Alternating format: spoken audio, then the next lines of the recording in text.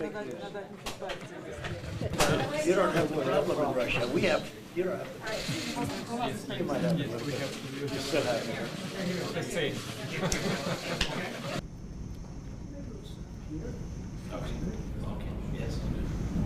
Well, thank you very much. It's an honor to have the president with us.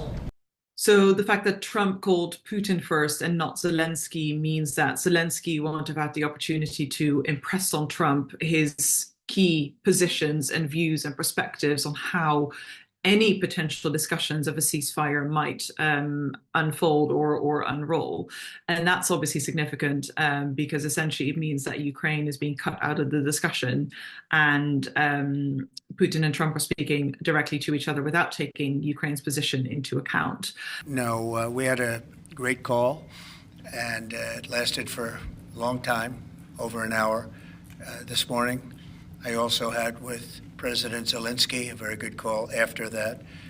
And I think we're on the way to getting peace. I think President Putin wants peace, and President Zelensky wants peace, and I want peace. I just want to see people stop getting killed. Дуже предметні перемовини зі Сполученими Штатами Америки. Була розмова з президентом Трампом, хороша розмова, детальна.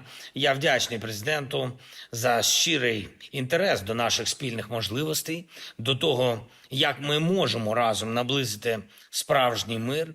Тривала розмова, ми обговорили багато нюансів дипломатичних, військових, економічних, і президент Трамп поінформував мене про те, що йому сказав Путін.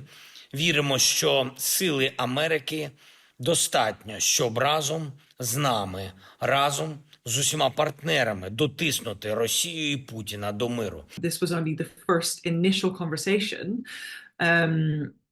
The fact that Trump seemingly gave everything away and Putin got everything he wanted is not a good sign for things to come. The other question, of course, is what does this actually look like? And that's where I think the distinction between a ceasefire and a peace deal is important, because a ceasefire means that Ukraine could hold on to its territorial integrity, whereas a peace deal on current lines would mean along the current front lines would mean ceding significant amounts of territory to Russia. Trump did say that that's something that would have to be considered. Hegseth very much echoed those comments at the defense ministerial meeting.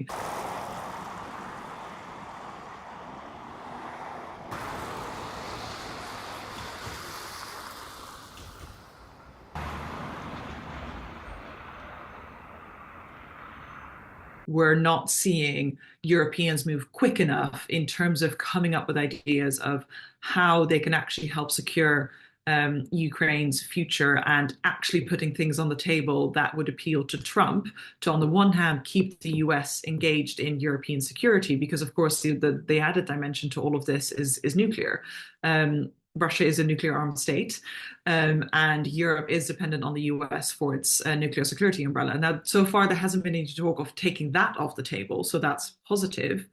But certainly quite a few European countries see continued US engagement in Europe as absolutely essential, in part because of that, in part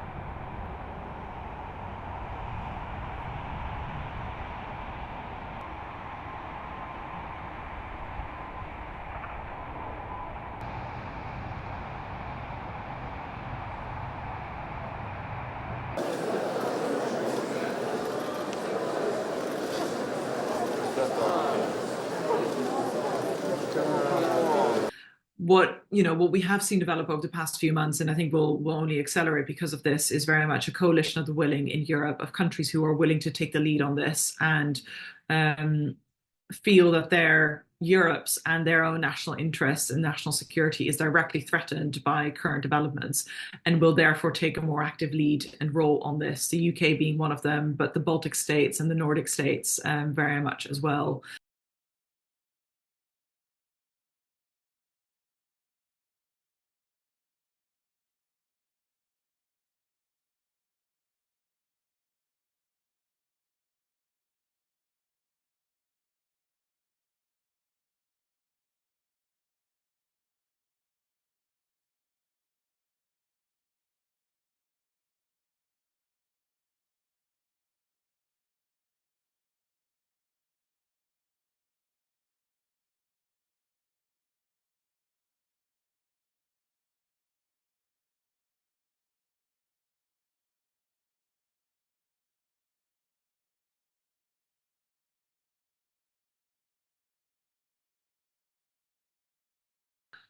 I mean, obviously, it makes the conversations that will take place at the Munich Security Conference all the more pressing and important. And I would see lots of those coalition of the willing negotiations and talks initiating at MSC over the weekend, because everyone will be there, as well as really lots of Europeans talking to their American counterparts who will still be there, trying to impress on them the urgency and importance of bringing Ukraine and other Europeans into the conversation.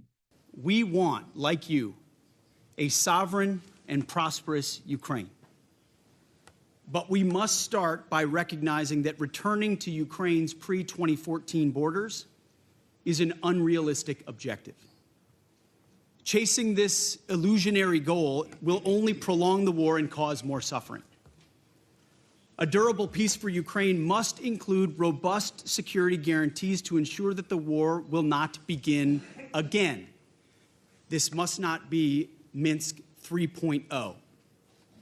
That said, the United States does not believe that NATO membership for Ukraine is a realistic outcome of a negotiated settlement.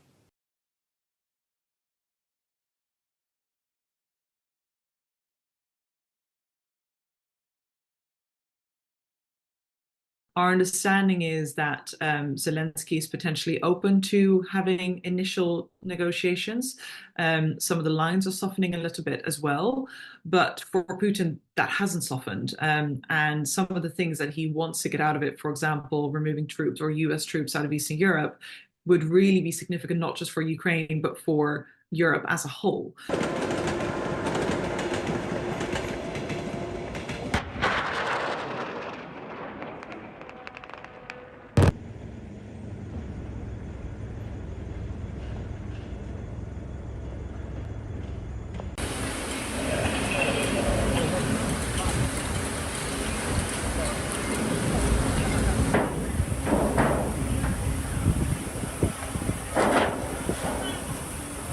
Whether Putin gets a favorable ceasefire or peace deal on his terms, or whether he just keeps grinding them down over time, I'm not sure he really minds that much, unless, of course, something significant changes in Russia itself. But at the moment, there aren't really clear indications that that would happen over the short term, at least.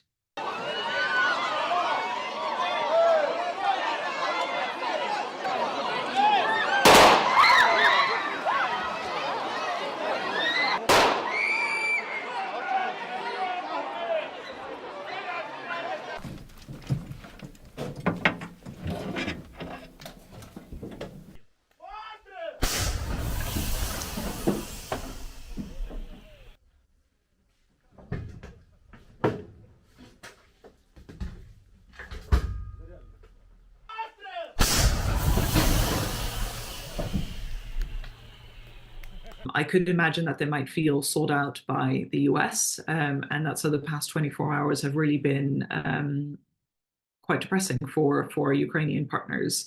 But that's why, again, the European role and what really thinking through what else the European allies can do to support that is so, so important.